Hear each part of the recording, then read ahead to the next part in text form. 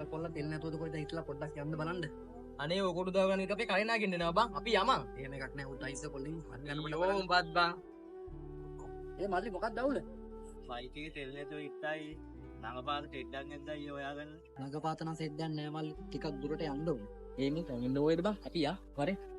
ඒ ඕම හිටපන්කෝ. ෆැමිලි උනොත් සිංහලුණත් නෝ කොල්ලෙක් නේ බං. අපිට පුළුවන් දවස් තියලා මූට කරමු. මල්ලි ඕම හිටන් අපි තෙල් ගෙනත් දෙන්න. අනේ අයියේ ඔයාලට පුළුවන් නම් ලොකු උදව්වක් අයියේ.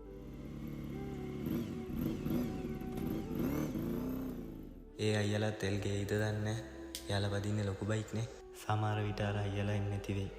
එහෙම වුණොත් මට ගෙදර යන්නත් බැරි වෙයි.